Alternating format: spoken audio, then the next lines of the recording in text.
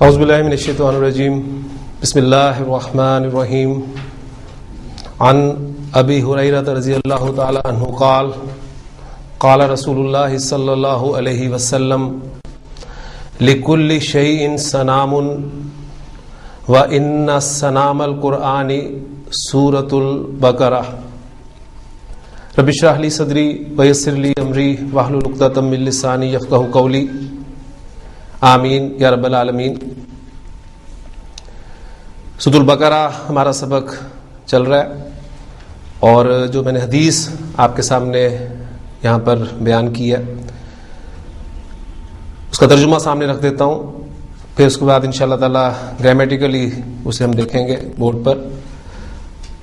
حضرت ابو ہریرہ رضی اللہ عنہ راوی ہیں اس کے، فرماتے ہیں کہ اللہ کے رسول صلی اللہ علیہ وسلم نے فرمایا لِكُلِّ شَيْءٍ صَنَامٌ، ہر چیز کی ایک چوٹی ہوتی ہے، وَإِنَّ صَنَامَ الْقُرْآنِ سورۃ البقرہ، اور بے شک قرآن کی چوٹی سورۃ البقرہ ہے۔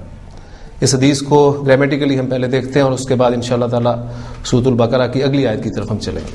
لِكُلِّ شَيْءٍ صَنَامٌ، جملہ آپ کا شروع ہو رہا ہے حرف جر لام سے۔ لام آپ کا حرف جار، اس کے بعد مجرور آئے گا،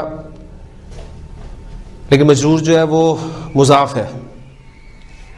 کلن، آپ کو پتہ ہے یہ لفظ ہم پڑھ چکے ہیں اپنے پچھلے اسباق میں کہ اس کا استعمال جو ہے کس طریقے سے ہوتا ہے، یعنی کلو مسلمن، ہر مسلمان، کلو کتابن، ہر کتاب، کلو شیئن، ہر چیز۔ شیئن مضاف الیہ، مضاف اور مضاف الیہ مل کر مجرور ہو گئے۔ جار مجرور سے آپ کا جملہ شروع ہو رہا ہے۔ آپ کو پتہ ہے کہ جار مجرور مبتدا کبھی نہیں بن سکتے، یعنی جو پچھلے اسباق میں پڑھا تھا کہ جار مجرور اور ظرف یہ مبتدا نہیں بن سکتے، یہ خبر تو بن سکتے ہیں لیکن مبتدا نہیں بن سکتے، لہذا مبتدا آگے ہوگا۔ اور جب مبتدا نکرہ ہوتا ہے تو اس وقت مبتدا کو لازماً مؤخر کر دیا جاتا ہے۔ تو یہ صنامن جو ہے آپ دیکھ رہے ہیں حالت رفع میں، یہ آپ کا مبتدا ہے، لیکن اس جار مجرور کو ہم پہلے خبر مقدم قرار دے دیتے ہیں، اور صنامن یہ مبتدا مؤخر ہے۔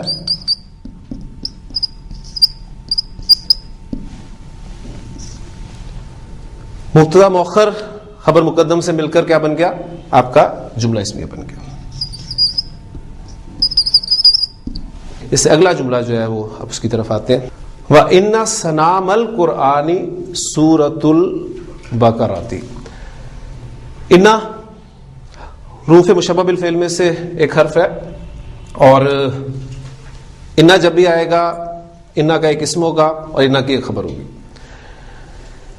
صنام القرآنی، یہ صنام القرآنی آپ کا مرکب اضافی ہے، یعنی صنام مضاف کے طور پہ استعمال ہوا ہے، القرآن مضاف الیہ کے طور پہ استعمال ہوا ہے، مضاف الیہ مل کر یہ اِنَّ کا اسم بن گئے، اور اِنَّ کا اسم حالت نصب میں ہوتا ہے، لہٰذا آپ دیکھ رہے ہیں کہ صنام پر جو ہے وہ آپ زبر دیکھ رہے ہیں، وہ اس حوالے سے یہ نصب کی علامت ہے۔ تو وَإِنَّ صَنَامَ الْقُرْآنِ، اور بے شک قرآن کی چوٹی، اب اِنَّ کی آگے خبر آئے گی، وہ پھر ایک مرکب اضافی کی صورت میں آپ کے سامنے آ رہی ہے، سورۃ البقرہ، یعنی سورۃ آپ کا مضاف ہے اور البقرہ مضاف الیہ، تو مضاف اور مضاف الیہ مل کر یہ خبر بن گئے۔ تو اِنَّ اپنے اسم اور خبر سے مل کر جملہ اسمیہ بن گیا۔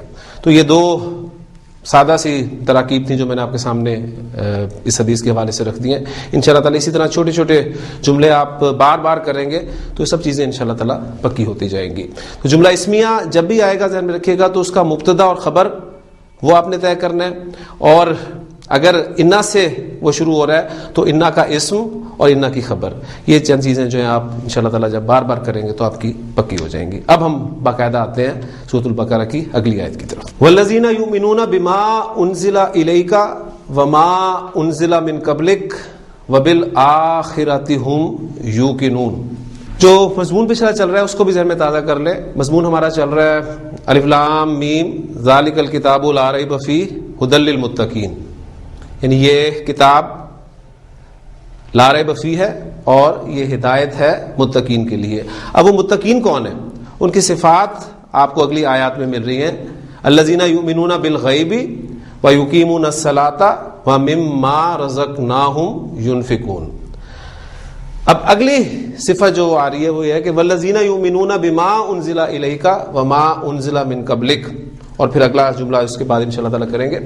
اس میں واو آپ کا حرف عطف، یعنی ہم اسے کہیں گے واو عاطفہ.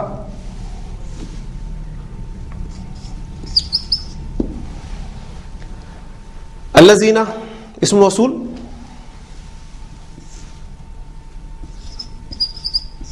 جب بھی اسم موصول آئے گا آگے اس کا صلہ آئے گا، اور جب بھی صلہ ہوگا تو اس میں عائد ضرور ہوگی جو اسم موصول کی طرف لوٹے گی، اور اگر وہ مفعول کے لیے ہوگی تو اسے آپ محذوف کر سکتے ہیں، وہ ہڈن ہو سکتی ہے.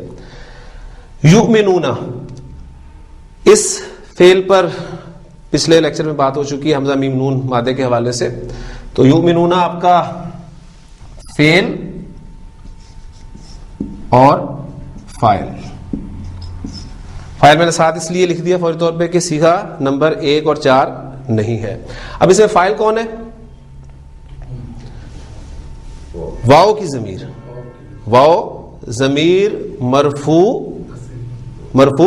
متصل، یہ بات آپ نے ذہن میں رکھنی ہے. فاعل اس میں واو کی ضمیر ہے. اس کے بعد آمن یؤمنو ایمانن با کے صلے کے ساتھ استعمال ہوتا ہے، باقی پریپوزیشن کے ساتھ استعمال ہوتا ہے. تو با آپ کا حرف جار.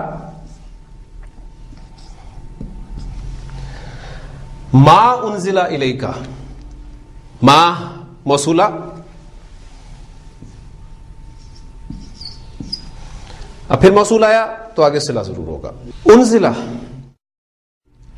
نون زا لام باب ضربہ یضربو سے استعمال ہوتا ہے. نزل ینزلو، نزل ینزلو، اس کے معنی ہوتے ہیں نازل ہونا، اترنا. اور پھر یہ مادہ جب باب فعل میں آتا ہے تو انزل ینزلو انزالن، نازل کرنا، اتارنا، ان معنی میں پھر یہ استعمال ہوگا. اور نون زا لام یعنی ثلاثی مجرد سے جب استعمال ہوتا ہے تو با کے ساتھ آپ اس کو متعدی بھی کر سکتے ہیں.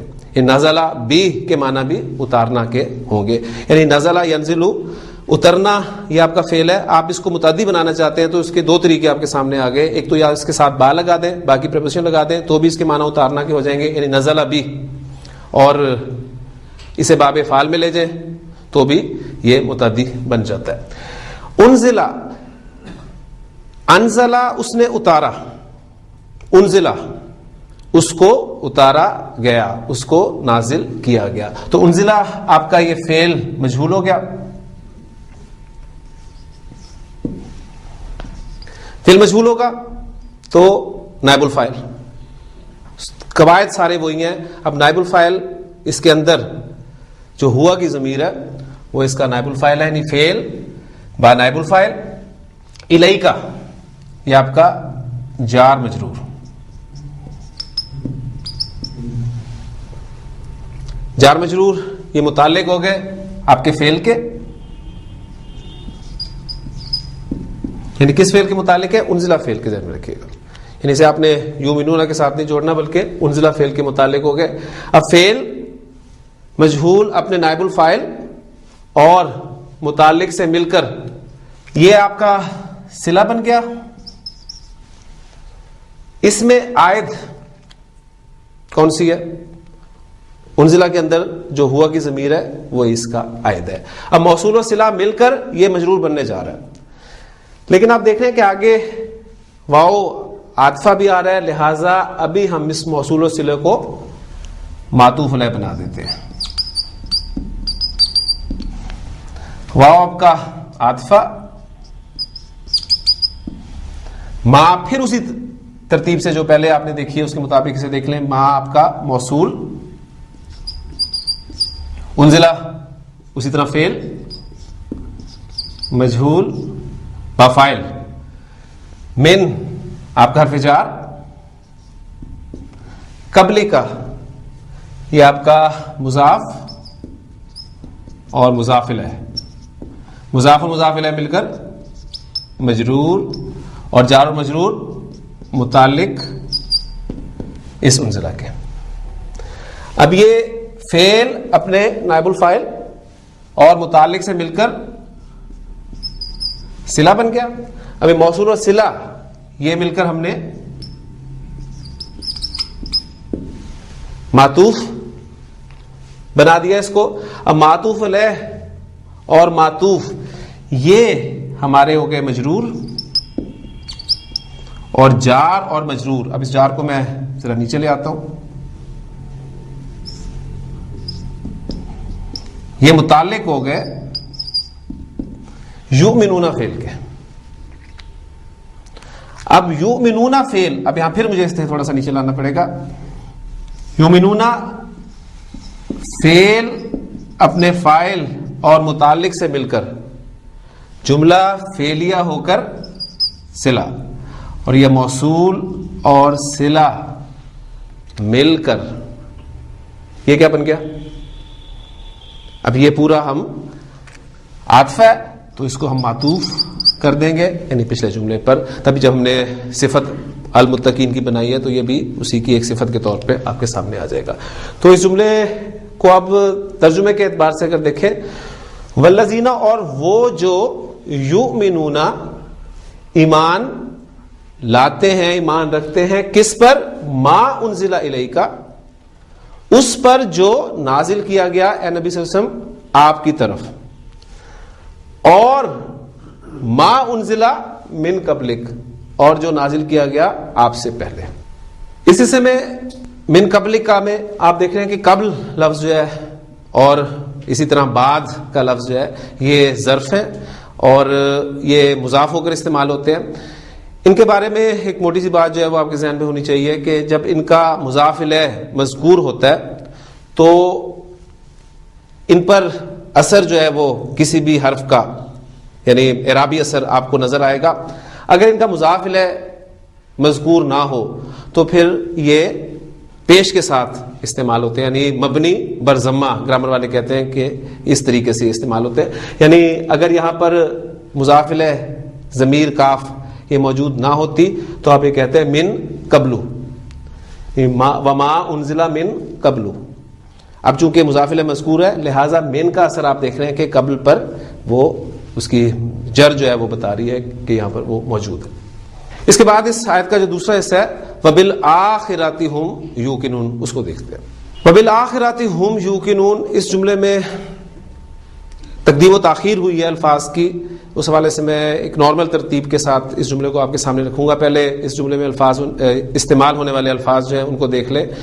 یوقنون کا لفظ جو ہے وہ استعمال ہوا ہے. یا کاف نون مادہ باب سامیہ یسمعو سے جب ثلاثی مجرد میں استعمال ہوتا ہے یقینا یقینو یقنن, تو اس وقت اس کے معنی ہوتے ہیں واضح ہونا, ثابت ہونا.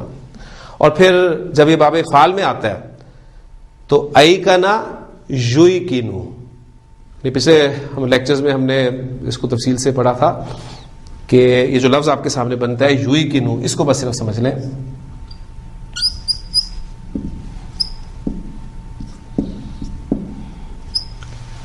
ایقنا یقینو, اب یا کی مناسبت پیش کے ساتھ بالکل نہیں ہے, لہذا اس یا کو چینج کر دیا جاتا ہے واو میں, تو یہ بن جاتا ہے یوقنو. ایقنا یوقنو ایقانن, اس وقت اس کے معنی ہوں گے یقین کرنا, یقین رکھنا. اور یہ ایک متعدی فعل ہے, اس کا مفعول جو ہے وہ ڈائریکٹ بھی استعمال ہوتا ہے اور با کے ساتھ بھی استعمال ہوتا ہے. تو یہاں پر آپ دیکھیں گے کہ اس جملے میں یہ با کے ساتھ استعمال ہوا ہے. اب سمپل جملے کی طرف آتے ہیں. میں کہنا چاہتا ہوں وہ یقین کرتے ہیں, وہ یقین رکھتے ہیں. اب میں فعل مضارع میں اس جملے کو بول رہا ہوں اور اس کی عربی کیا بنے گی؟ یوقنو سے یوقنونا. وہ یقین رکھتے ہیں، فعل اور فاعل واو ضمیر مرفوع متصل اس کا فاعل، وہ یقین رکھتے ہیں آخرت پر، یوقنون بالآخرۃ، باقی پریپوزیشن استعمال اس کے ساتھ جب ہوگی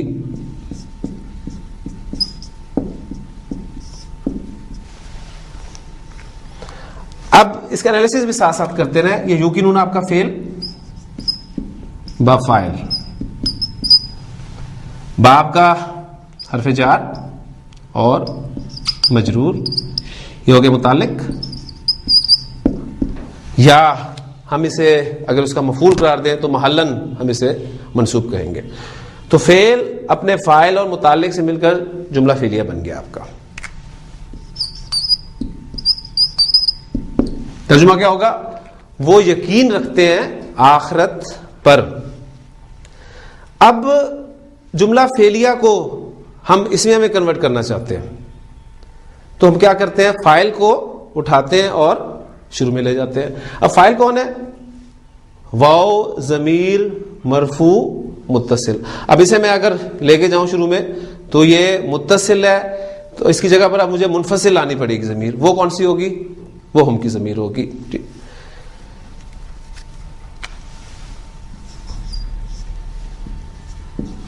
ہم یوقنون بالآخرۃ. کیا آپ اس کو دوسرے طریقے سے سمجھ لیں گے؟ یوقنون بالآخرۃ ہمارا جملہ فعلیہ پورا جو ہے اسے ہم بنا دیں خبر اور ہم ہمارا مبتدا. اب مبتدا اور خبر مل کر یہ کیا بن گئے؟ آپ کا جملہ اسمیہ بن گیا. تو ایک بات آپ کے سامنے یہاں یہ بھی آئے گی کہ آپ کا جملہ خبر بن کے آ سکتا ہے. یعنی پہلے بھی یہ بات آ چکی ہے لیکن آج غالباً یہ پہلی آیت ہے جس میں ہم نے اس کو دیکھا ہے کہ آپ کا پورا جملہ جو ہے وہ خبر بن کر آ رہا ہے. پھر وہی بات کہ اگر جملہ خبر بن کر آ رہا ہے تو اس میں آیت کا ہونا ضروری ہے. تو وہی ضمیر جو واو والی ہے وہ آپ دیکھ رہے ہیں کہ مبتدا کی طرف لوٹ رہی ہے. ہم یوقنون بالآخرۃ. سمپل جملہ جب تھا یوقنون بالآخرۃ، وہ آخرت پر یقین رکھتے ہیں. آپ نے جملہ اسمیہ میں کنورٹ کیا. جملہ اسمیہ میں آپ کو پتا ہے کہ جملہ فعلیہ کی نسبت زور زیادہ ہوتا ہے، تاکید زیادہ ہوتی ہے، تو زور پیدا ہو گیا ہم یوقنون بالآخرۃ. اب یہ زور آپ صرف انڈرسٹینڈ کر سکتے ہیں، اسے سمجھ سکتے ہیں، ترجمے میں لانا ذرا اس کو تھوڑا سا مشکل ہو جاتا ہے. اب مزید آپ دیکھیں، آپ کا جملہ اسمیہ ہے، اب اس میں بالآخرۃ اسے فوکس کرنا مقصود ہے. لہذا بالآخرۃ کو جو اٹھا کر اگر میں شروع میں لے جاؤں تو جملہ بن جائے گا آپ کا بالآخرۃ ہم یوقنون. تو اس سے آپ کو اندازہ ہوگا کہ زور دینا مقصود تھا آخرت پر. تو اس کا پھر ترجمہ آپ دیکھیں گے کہ مختلف انداز سے اس زور کو واضح کرنے کے لیے آپ کو ملے گا. اور آخرت پر تو انہیں پکا یقین ہے، یعنی اس قسم کے الفاظ جو ہے پھر ترجمے میں ہمیں استعمال کرنے پڑیں گے. اور آخرت پر تو وہ یقین رکھتے ہی ہیں. اس طرح کے ترجمے آپ کے سامنے آئیں گے. لیکن اصل بات وہی ہے کہ ترجمہ کسی بھی زبان کا نعم البدل نہیں ہو سکتا. تو یہ اسلوب جب تک آپ کو سمجھ میں نہیں آئے گا، آپ کو پتہ نہیں چلے گا کہ کس جملے میں کس قدر زور سے بات کی گئی. تو اس جملے میں زور کا انداز آپ دیکھ سکتے ہیں کہ کتنا زور اس میں بیان کیا گیا ہے کہ ان کی جو صفت ہے یہ والی آخرت پر یقین رکھنے والی، اس کا اسلوب آپ کے سامنے آ گیا. اور عمل کے اعتبار سے ہم پہلے ہی بات کر چکے ہیں کہ جو ایمان انسان کے عمل پر اثر انداز ہوتا ہے وہ ایمان بالآخرت ہی ہے. آپ کا یہ ایمان بالآخرت جتنا پکا ہوگا، جتنا مضبوط ہوگا، آپ کا عمل اتنا ہی سیدھا ہوگا. انشاءاللہ تعالی وقفے کے بعد اپنے سبق کو لے کر آگے چلتے ہیں. بسم اللہ اول و آخرہ. سورۃ البقرہ کی 4 آیات الحمدللہ ہماری مکمل ہو چکی ہیں. اس میں سے پہلی آیت تو آپ کو پتہ ہے حروف مقطعات پر مشتمل تھی، الف لام میم، اور دوسری آیت جو ہے وہ ذالک الکتاب لا ریب فیہ ھدی للمتقین. اور پھر اس دوسری آیت میں جو لفظ متقین آیا تھا اس کی صفات اگلی 2 آیات میں ہم نے پڑھ لی ہیں. یعنی وہ جو 2 آیات ہیں الذین یؤمنون بالغیب ویقیمون الصلاۃ ومما رزقناہم ینفقون. اور پھر چوتھی آیت والذین یؤمنون بما انزل الیک وما انزل من قبلک وبالآخرۃ ھم یوقنون. ان 2 آیات میں جو 5 جملے استعمال ہوئے ہیں وہ 5 جملے جو ہیں ان کو یہاں پر نوٹ کریں. یعنی آیت نمبر 3 میں جو 3 جملے استعمال ہوئے ہیں وہ کون کون سے ہیں؟ الذین یؤمنون بالغیب، ایک واو کے ذریعے سے جوڑا گیا یقیمون الصلاۃ، پھر واو کے ذریعے سے جوڑا گیا مما رزقناہم ینفقون، ایک آیت 3 جملے. پھر آیت نمبر 4 میں 2 جملے الذین یؤمنون بما انزل الیک وما انزل من قبلک، اور پھر 5واں جملہ وبالآخرۃ ھم یوقنون. ان 5 جملوں کو ہم نے حرف عطف کے ساتھ جوڑ کر المتقین اس کی صفت قرار دیا. ایک سوال آیا تھا ایک جملے کے حوالے سے کہ اکثر ہم جملے میں دیکھتے ہیں کہ مبتدا اور خبر میں مطابقت نہیں ہوتی، جبکہ ہم نے بنیادی قواعد میں یہ چیز پڑھی تھی کہ جملہ اسمیہ کے جو 2 اجزاء ہیں مبتدا اور خبر، ان میں مطابقت ہونا ضروری ہے. اس کی ایگزامپلز کچھ یہ دی جاتی ہیں، جیسے ایک جملہ سامنے آتا ہے کہ الکلمۃ لفظ، ایک ایگزامپل سامنے رکھی جاتی ہے کہ دیکھیں یہ الکلمۃ آپ کا مبتدا ہے اور لفظ وہ خبر ہے، الکلمۃ مؤنث ہے اور لفظ جو ہے مذکر ہے، تو یہ مطابقت نہیں ہے. پھر اس طرح وہ حدیث اس کے جو الفاظ ہیں کہ الدنیا سجن المؤمن، الدنیا مؤنث ورڈ ہے اور سجن جو ہے وہ مذکر ورڈ ہے، تو اس میں بھی مطابقت نہیں ہے. پھر ایگزامپلز کچھ اور بھی اس طرح کی آتی ہیں الصوم جنۃ، تو یہ مطابقت جملہ اسمیہ میں مطابقت کیوں نہیں ہے، اس کے پیچھے کوئی قاعدہ ہے یا کیا معاملہ ہے، اس کو میں آج کوشش کروں گا کہ اپنے اس لیکچر کے حصے میں آپ کو کلیئر کروں کہ جملہ اسمیہ میں مبتدا اور خبر کے درمیان مطابقت ہونے کے لیے جو شرائط ہیں وہ کیا ہیں. ایگزامپل میں نے آپ کے سامنے رکھی ہے الکلمۃ لفظ، یعنی جس پر اعتراض ہوتا ہے کہ مبتدا الکلمۃ اور لفظ اس کی خبر ہے، وہ مؤنث ہے یہ مذکر ہے، مطابقت کیوں نہیں ہے.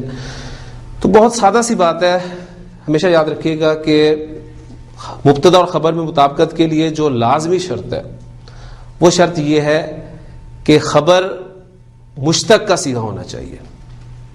اور مشتق سے مراد کیا ہے؟ مشتق سے مراد آپ کا اسم الفاعل، اسم المفعول، صفت مشبہ، پھر اسم المبالغہ اور اسم تفضیل وغیرہ. خبر مشتق کا صیغہ ہے تو مطابقت ضروری ہے. زید ضارب، اب یہ ضارب کیا ہے؟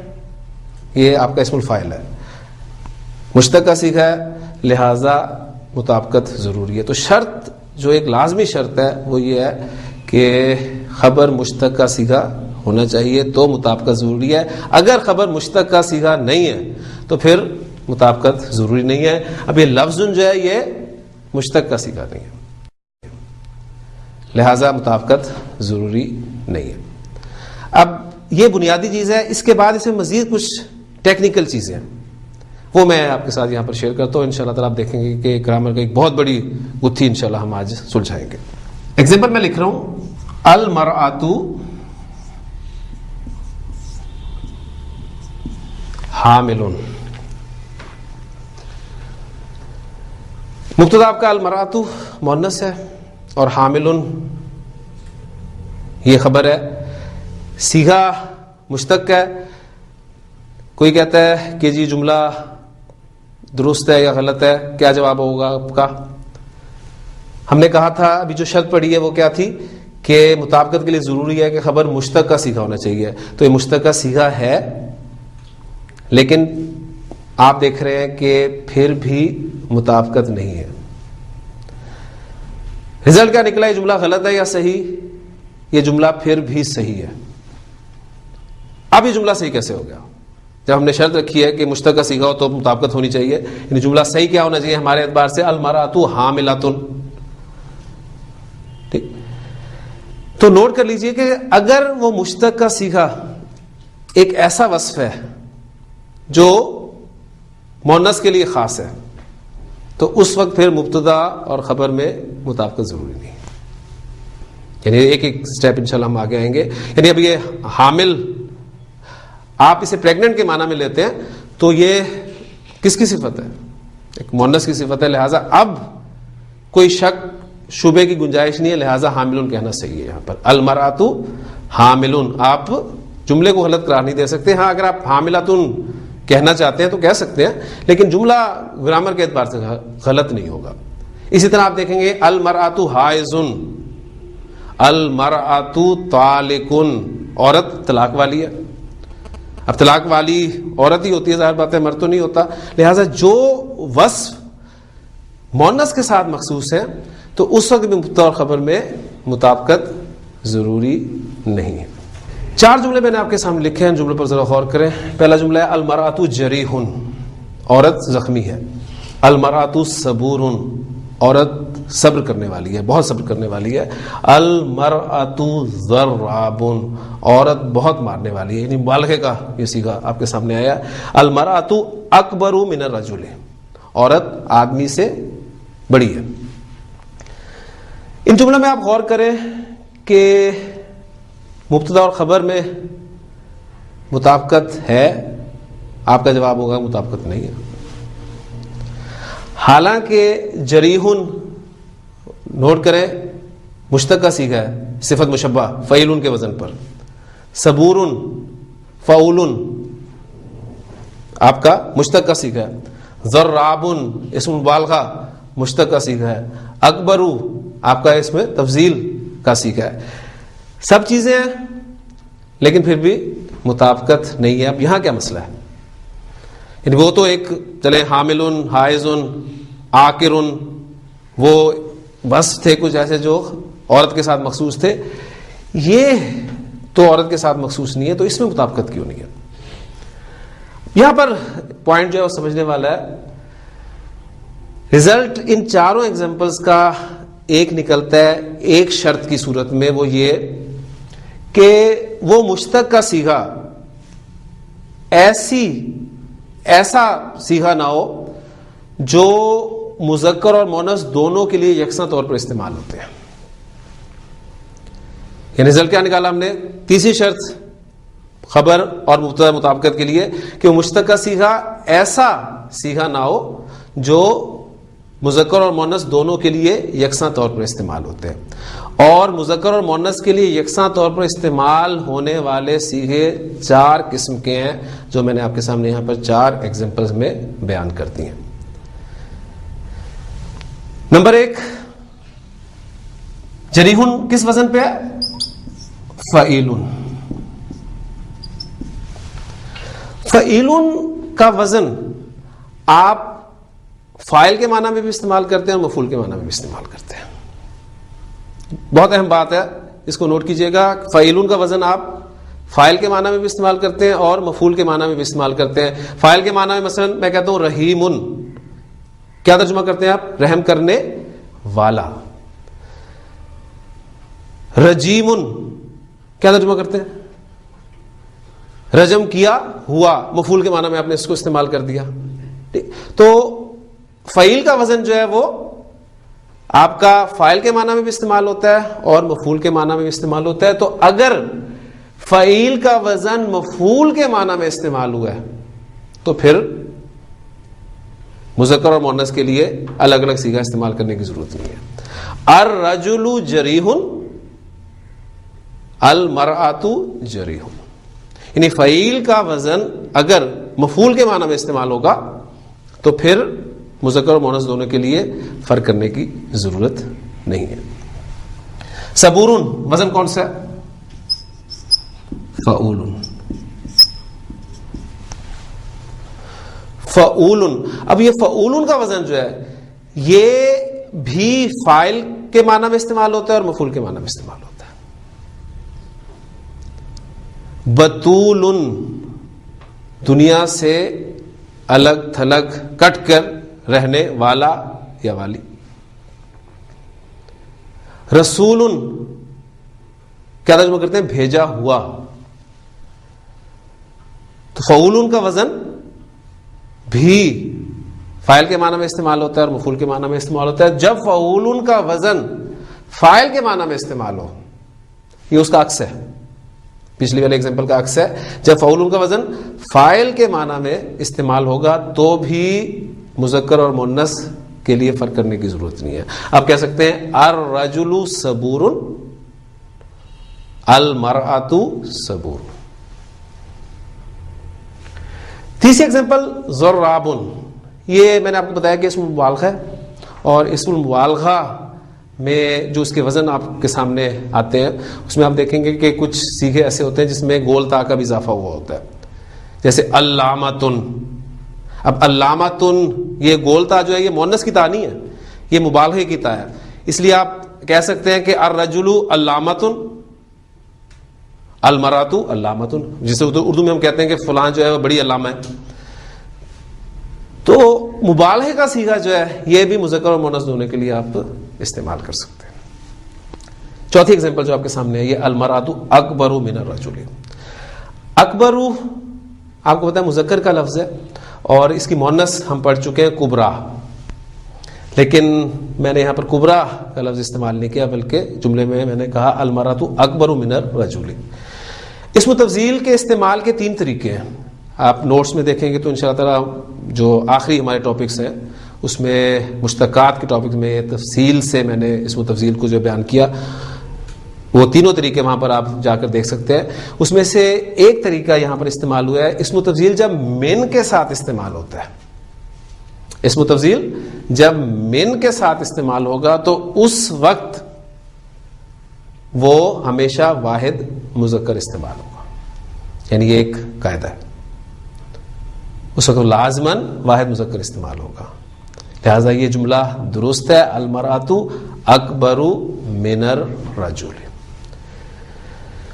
3 باتوں کو ذرا آپ ریوائز کریں. پہلی شرط ہم نے پڑھی مبتدا خبر مطابقت کے لیے کہ خبر مشتق کا صیغہ ہونا چاہیے. اس کے بعد مزید اس میں یہ دیکھا کہ وہ مشتق کا صیغہ ایسا وصف نہ ہو جو مؤنث کے لیے خاص ہے. پھر اس کے بعد وہ مشتق کا صیغہ ایسا صیغہ نہ ہو جو مذکر اور مؤنث دونوں کے لیے یکساں طور پہ استعمال کیے جاتے ہیں، اور وہ صیغے 4 قسم کے ہیں. وہ فعیل جو بامعنی مفعول ہو، وہ فعول جو بامعنی فاعل ہو، اسم مبالغہ، اور وہ اسم تفضیل جو من کے ساتھ استعمال ہوتا ہے. اس کے بعد ایک شرط جو ہے وہ اور باقی ہے، اور وہ بہت اہم شرط ہے. میں آپ کے سامنے ایک فعل لکھ رہا ہوں ضربہ. ترجمہ آپ اس کا بڑی آسانی سے کر سکتے ہیں. ضربہ اس نے مارا. ضربہ فعل ہے، ماضی کا صیغہ ہے، اور فعل معروف ہے. فعل معروف جب بھی آئے گا تو اس کا فاعل لازمن ہوگا. فعل مجہول جب آئے گا تو اس کا نائب الفاعل لازمن ہوگا. یہ باتیں آپ کے علم میں. ضربہ فعل با فاعل. فاعل کیا ہے؟ ہوا کی ضمیر جو اس کے اندر چھپی ہوئی ہے.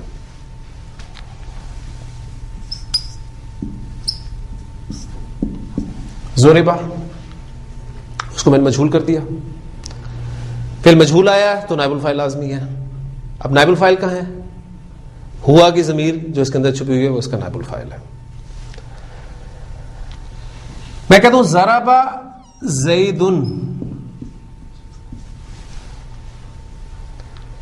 ضربہ زیدن. اب مجھے بتائیں اس جملے میں فاعل کون ہے؟ زیدن. سوال میں آپ کے سامنے رکھنا چاہتا ہوں، کیا اب ضربہ میں ہوا کی ضمیر فاعل ہے؟ نو، وہ فاعل ظاہر ہو گیا. ضربہ زیدن. ابھی زیدن کیا ہے؟ نائب الفاعل ہے.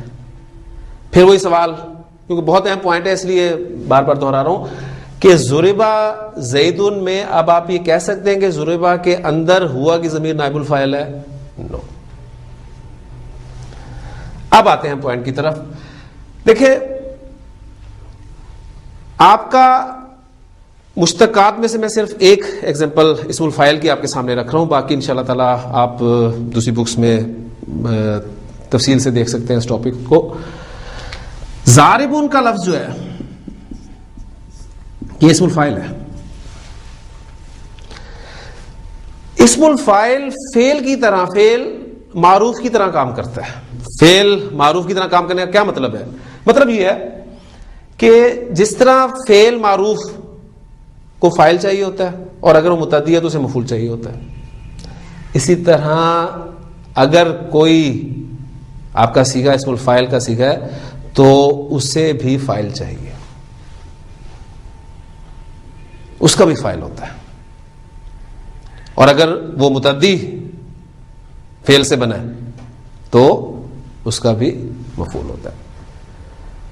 اب ضاربن سیگا اسم الفاعل ہے، اس کے اندر ہوا کی ضمیر جو ہے وہ اس کا فاعل ہے۔ آپ کے سامنے قرآن مجید کی ایک آیت آتی ہے، اللہ تعالیٰ نے سورۃ البقرہ میں فرمایا کہ انی جاعل فی الارض خلیفہ، یعنی وہ اگر میں الفاظ آپ کے سامنے لکھوں، انی جاعل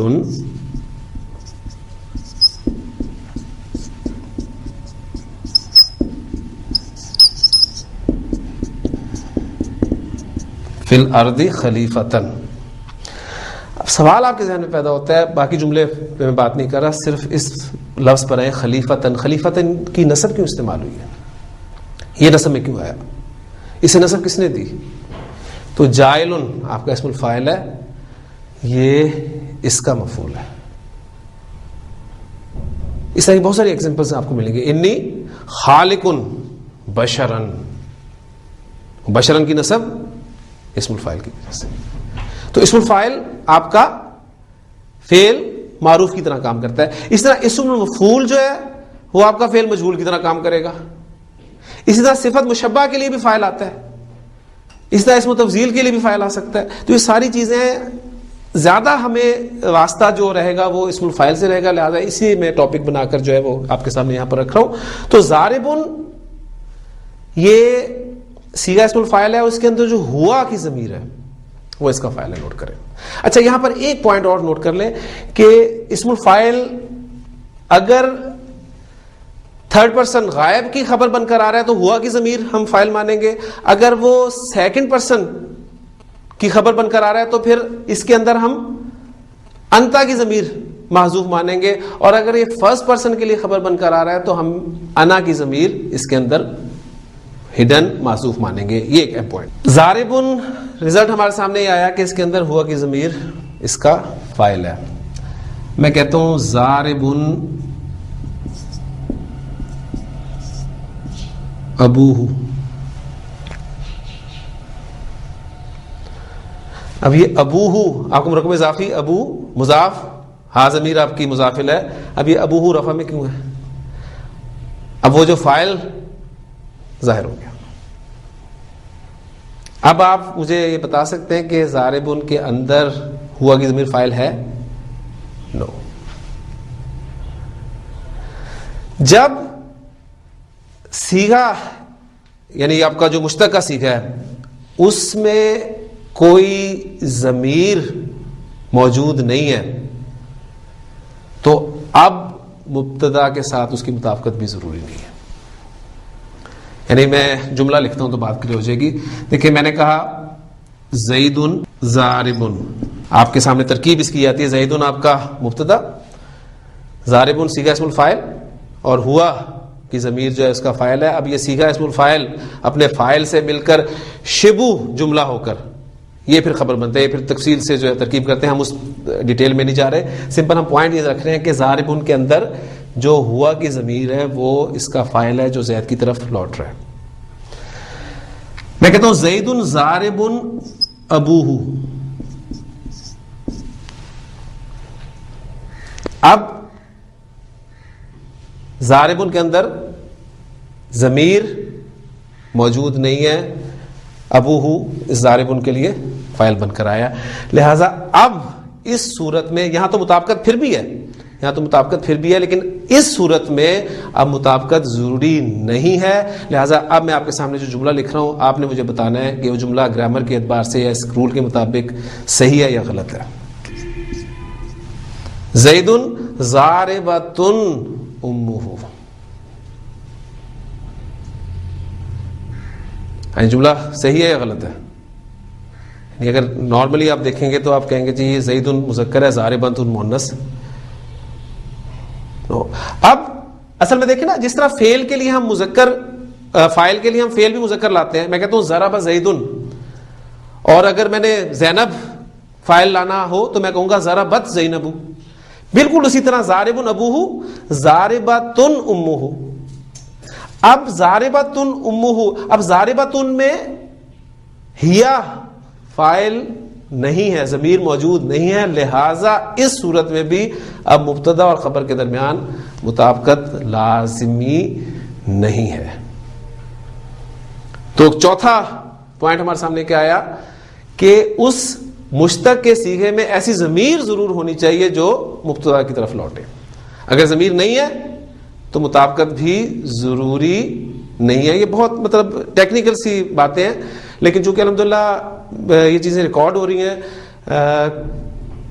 پتہ نہیں کون ایسا ذہن والا بیٹھا ہو جسے ان چیزوں کی ضرورت ہو، یا کسی وقت کوئی چیز کوئی پوائنٹ اسے اس وجہ سے سمجھ میں آ جائے، تو یہ ان لوگوں کو خاص میں مخاطب کر کے یہ پوائنٹس ان کے سامنے کر رہا ہوں، ورنہ عام لوگوں کے لیے تو اتنی ضروری پوائنٹس نہیں ہیں. تو اس صورت میں زید ضاربۃ امہ، یہ ہمارا پوائنٹ جو ہے وہ آپ کے سامنے آ گیا. تو 4 شرائط میں نے آپ کے سامنے بیان کر دی. مبتدا اور خبر کے درمیان مطابقت کے لیے 4 شرائط ضروری ہیں. نمبر 1 ریوائز کر لیں، مشتق کا صیغہ ہو. نمبر 2 وہ مشتق کا صیغہ ایسا وصف نہ ہو جو مؤنث کے لیے خاص ہے. نمبر 3 وہ مشتق کا صیغہ ایسا صیغہ نہ ہو جو مذکر اور مؤنث دونوں کے لیے یکساں طور پہ استعمال ہوتے ہیں، اور وہ صیغے 4 ہیں. وہ فعیل جو بامعنی مفعول ہو، وہ فعول جو بامعنی فاعل ہے، اسم المبالغہ اور اسم تفضیل جو من کے ساتھ استعمال ہوتا ہے. اور چوتھا پوائنٹ یہ آیا کہ وہ مشتق کے صیغے میں ایسی ضمیر نہ ہو جو مبتدا کی طرف لوٹے. لہٰذا یہ جملہ ہمارا بالکل ٹھیک ہے. اب ایک سوال یہاں پر اور پیدا ہوتا ہے اس جملے کے حوالے سے، یہ جملہ میں جوڑ رہا ہوں زید کے ساتھ، جڑ سکتا ہے؟ یہ جوڑنے کے لیے ہمیں پھر بھی کچھ نہ کچھ تو چاہیے نا. تو کیا اس میں ایسی چیز ہے جو زید کی طرف لوٹ رہی ہے جسے جوڑ دیا جائے؟ ڈیفینیٹلی یہ ہا کی ضمیر جو آپ دیکھ رہے ہیں یہ کام دے رہی ہے اس زید کے ساتھ جوڑنے کے لیے. اگر یہ نہ ہو تو پھر آپ اس طرح جوڑ نہیں سکتے ذہن میں رکھیں، پھر جملہ وہ غلط ہی ہوگا،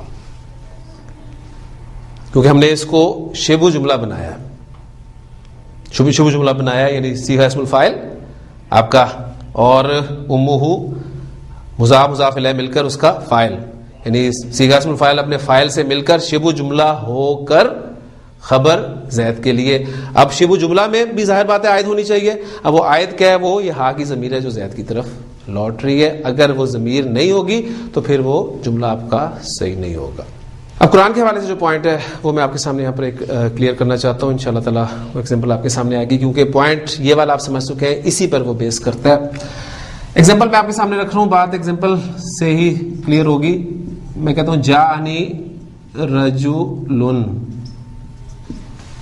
ترجمہ آپ کر سکتے ہیں بڑی آسانی سے. جاء فعل اور نون وقایا، یا آپ کا مفعول ضمیر متکلم، رجل یہ آپ کا فاعل ہو گیا.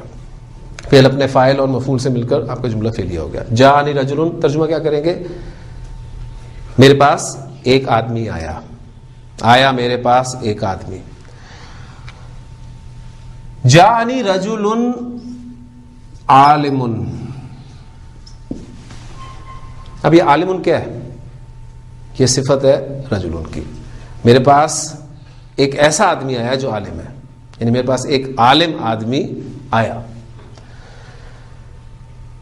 جاءنی رجل عالم ابوہ.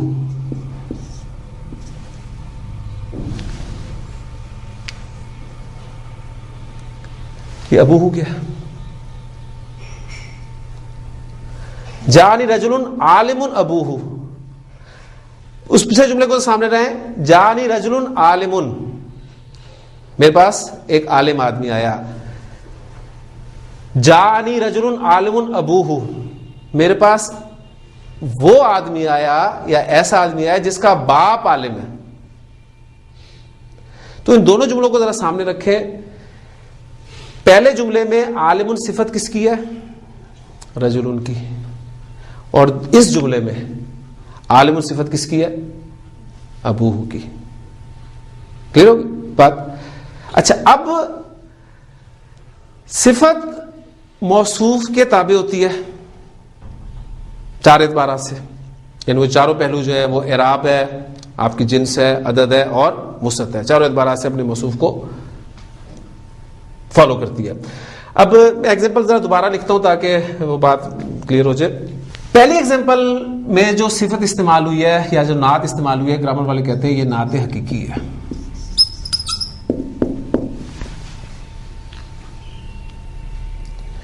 دوسری ایگزامپل میں جو صفت استعمال ہوئی ہے یہ نعت سببی ہے. قرآن سے ایگزامپل آپ کے سامنے آئے گی تو پھر یہ پوائنٹ آپ کے سامنے کھلے گا. دو باتیں آپ کے سامنے آئی کہ صفت کی دو اقسام آپ کے سامنے آئے گی، ایک حقیقی، نعت حقیقی، نعت سببی. اور اگر صفت کے حوالے سے اسے سامنے رکھا جائے تو ایک ڈویژن یہ آتی ہے کہ صفت بحالی ہی، صفت بحال متعلق ہی. اس طرح کی ٹرمز جو ہیں وہ آپ گرامر کی بکس میں پڑھیں گے تو یہ بھی آپ دیکھ سکتے ہیں. جو نعت حقیقی ہے، نوٹ کریں کہ یہ 10 چیزوں میں، گرامر والے کہتے ہیں یہ 10 چیزوں میں اپنے موصوف کے مطابق ہوتی ہے. اب 10 چیزیں آپ کہیں گے 10 چیزیں کون سی آ گئیں؟ تو 10 چیزیں وہی ہیں، وہ جو 4 چیزیں ہیں وہی 10 چیزیں ہیں. کیسے؟ دیکھیں، اعراب ہے. اعراب میں کیا ہے؟ رفع، نصب، جر. کتنی ہوگی؟ 3. دوسرا پہلو کیا؟ وسعت لے لیں. وسعت میں کیا ہے؟ معرفہ، نکرہ. کتنی ہوگی؟ 2. جنس لے لیں. جنس سے مراد مذکر، مؤنث. 2. اور چوتھا پہلو یہاں پر میں لکھ لیتا ہوں، عدد. عدد سے مراد کیا ہے؟ واحد،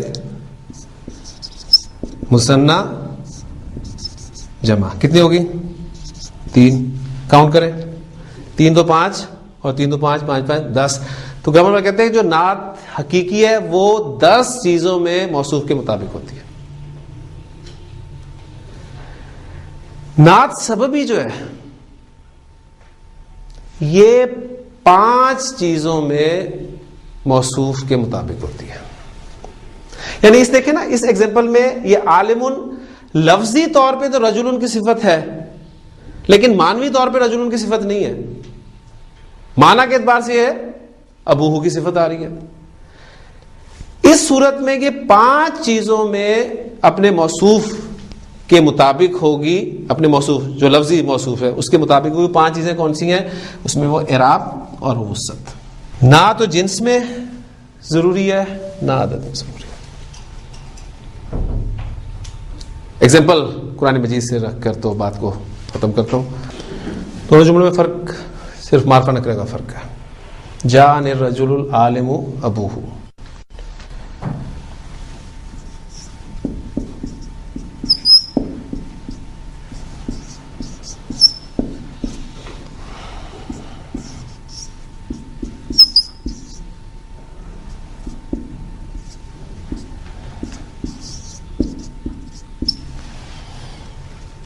جاء الرجل العالمۃ امہ.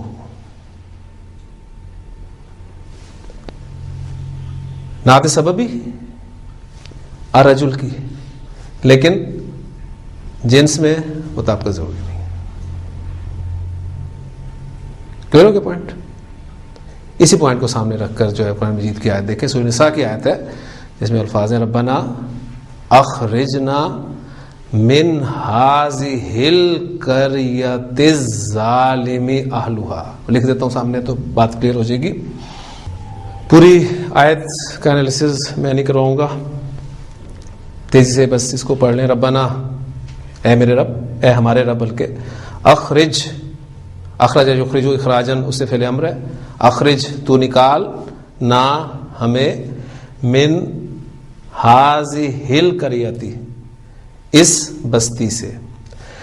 القریۃ الظالمی اہلھا.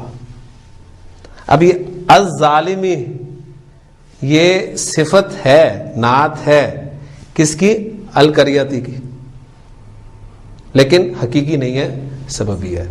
لہذا اس میں آپ دیکھ رہے ہیں کہ اعراب میں وسعت میں مطابقت ضروری ہے.